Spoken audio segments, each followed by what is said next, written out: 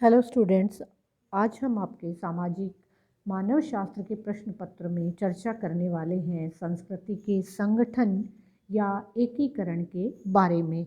हम यह अच्छी तरह से जानते हैं कि संस्कृति के अंतर्गत अनेक इकाइयाँ और तत्व पाए जाते हैं, यानी कि किसी भी संस्कृति की संरचना अनेक सांस्कृतिक प्रतिमानों, संकुलों और तत्वों से होती है और ये एक दूसरे के साथ यदि अर्थपूर्ण ढंग से जुड़ते हैं तभी इनमें एक संगठन पाया जाता है। और इस संगठन के साथ ही साथ इनमें पारस्परिक संबद्धता और निर्भरता भी होनी चाहिए। हम यह भी देखते हैं कि जब हम सांस्कृतिक तत्वों को इस तरह से संबंध देखते हैं, इनकी संबद्धता को देखते हैं, तो हम इसे संस्कृति के संगठन या एकीकरण का नाम दे देते हैं। सांस्कृतिक तत्वों की जो व्याख्या है वो उद्विकासवादियों और प्रसारवादियों द्वारा ऐतिहासिक दृष्टिकोण से की गई है, यानी वो ऐतिहासिक अध्ययन पर बल देते हैं, जबकि एकीकरण या संगठनवादी जो लोग हैं या जो विद्वान हैं वे सांस्कृतिक तत्वों के कार्यों पर जोर देते हैं। और ये संगठनवादी मानते हैं कि प्रत्येक संस्कृति का जो तत्व है वो किसी न किसी प्रकार से संबंधित रहता है, अर्थात उसका कोई ना कोई फंक्शन आवश्यक रूप से होता है।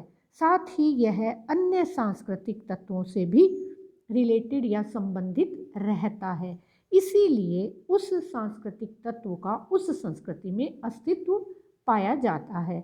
संस्कृति तत्वों के प्रकारों के कारण ही वे परस्पर एकीकृत हो पाते हैं और इसी को हम सांस्कृतिक संगठन या एकीकरण की संज्ञा दे देते हैं। हम यह भी देखते हैं कि संस्कृति का ये एकीकरण बहुत अधिक दृढ़ नहीं होता, बल्कि कुछ लचीला होता है। और संस्कृति में यह संगठन किस प्रकार से काम करता है, कैसे अपने अस्तित्व को बनाए रखता है, इसके लिए हम 3 संप्रदायों की चर्चा करते हैं। ये 3 जो संप्रदाय हैं ये सारे के सारे संप्रदाय, इनमें प्रथम जो है वो है प्रकार्यवादी, दूसरा जो है वो स्वरूपनात्मक और तीसरा जो है वो है लयात्मक। तो इस प्रकार से हम अब इन तीनों दृष्टिकोणों की विस्तृत चर्चा करेंगे। हम यह भी देखते हैं कि जब हम प्रकार्यवादी दृष्टिकोण की बात करते हैं तो हम उसमें संस्कृति के प्रत्येक तत्व के प्रकार की बात करते हैं और इस कार्य को करके, यानी कि जो प्रत्येक तत्व अपने कार्य को संस्कृति में करता है वह संस्कृति के संगठन को बनाए रखने में सहयोग देता है। और प्रकार्यवाद का सबसे पहला प्रयोग जो है वो इमाइल दुर्खिम ने अपनी रचनाओं में किया था और वर्तमान समय में हम देखते हैं कि मैलिनोवस्की और रेडक्लिफ ब्राउन जो हैं वो इस मत के प्रवर्तक माने जाते हैं। जब हम मैलिनोवस्की की बात करते हैं तो मैलिनोवस्की कहते हैं कि संस्कृति मानव की शारीरिक और मानसिक आवश्यकताओं की पूर्ति करती है। मैलिनोवस्की ने मानव की 7 मूलभूत आवश्यकताओं को हमारे सामने रखा है, क्योंकि वो कहते हैं कि मानव एक सामाजिक प्राणी होने के नाते अपनी सभी आवश्यकताओं की पूर्ति संस्कृति के माध्यम से करता है और संस्कृति ही मानव आवश्यकताओं की पूर्ति का साधन है। कोई भी तत्व तब तक संस्कृति में बना रहता है जब वह मानवीय आवश्यकताओं की पूर्ति करता रहेगा। इस प्रकार से संस्कृति का कोई भी तत्व जो है वो ऐसा हो ही नहीं सकता कि उसका कोई प्रकार्य ना हो। मानव की अनेक और आवश्यकताएं जैसे आर्थिक, सामाजिक, मानसिक इत्यादि हैं, तो इनकी भी पूर्ति के लिए अनेक संस्थाएं हमारे सामने आती हैं जिनका निर्माण हुआ। भौतिक और अभौतिक संस्कृति का जन्म भी इन्हीं के द्वारा हुआ और संस्कृति के तत्व जो हैं उनके प्रकार्य हमें इनमें दिखाई देते हैं। अब हम यह भी देखते हैं कि संस्कृति के छोटे से छोटे तत्व से लेकर बड़े से बड़े तत्वों तक ऊपरी तौर पर चाहे यह हमें अलग दिखाई दे, लेकिन आंतरिक संगठन और एकता के रूप में वो हमें अलग तरह से दिखाई देते हैं, जिसका आधार मानवीय आवश्यकताएं हैं। और उन्होंने यह भी बताया कि यदि संस्कृति के किसी भाग में परिवर्तन आता है तो उसकी संपूर्णता में भी परिवर्तन आता है।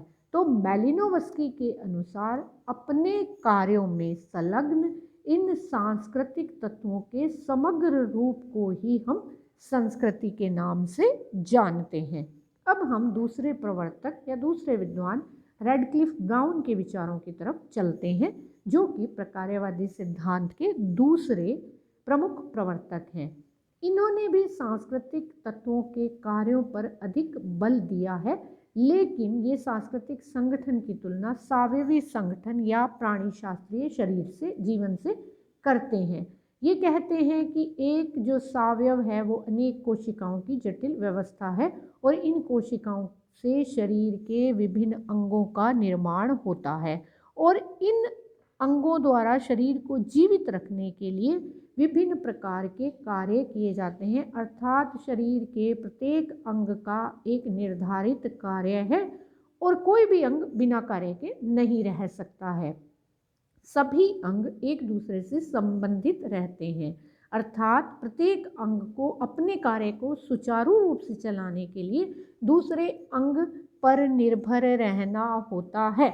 अब हम ये देखते हैं और हम सब अच्छी तरह से जानते हैं कि शरीर के सभी अंगों में अंतर्निर्भरता पाई जाती है और इसी प्रकार शरीर का एक संगठन जो है वो हमारे सामने है, यानी कि यह संगठन तब तक चलता है, शरीर तब तक जीवित रहता है जब उसके सभी अंग जो हैं वो निरंतरता में कार्य करते रहते हैं।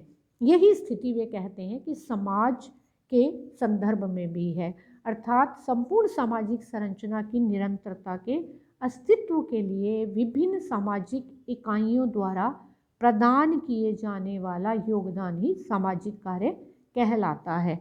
तो हम इन विद्वानों के द्वारा दिए गए जो ये प्रकार्यात्मक सिद्धांत हैं उसमें देखते हैं कि उन्होंने संस्कृति के कार्यों को अत्यधिक महत्व प्रदान किया है और जिसमें वे संस्कृति की प्रकृति और विशेषताओं की बात करते हैं, लेकिन संस्कृति के अन्य पक्षों की अनदेखी कर देते हैं।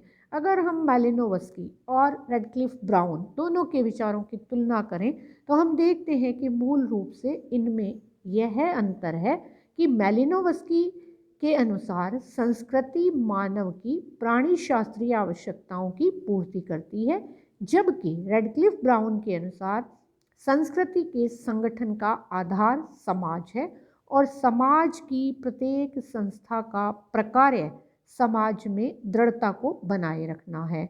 ऊपरी तौर पर इन दोनों के विचारों में हमें चाहे विरोध दिखाई देता हो, लेकिन जब हम गहराई से देखते हैं तो ये दोनों एक ही बात को करते हैं, क्योंकि बिना व्यक्तियों के समाज का और बिना समाज के व्यक्तियों का कोई अस्तित्व नहीं होता है और संस्कृति जो है वो किसी भी समाज में ही पल्लवित और पुष्पित और प्रसारित होती है। धन्यवाद।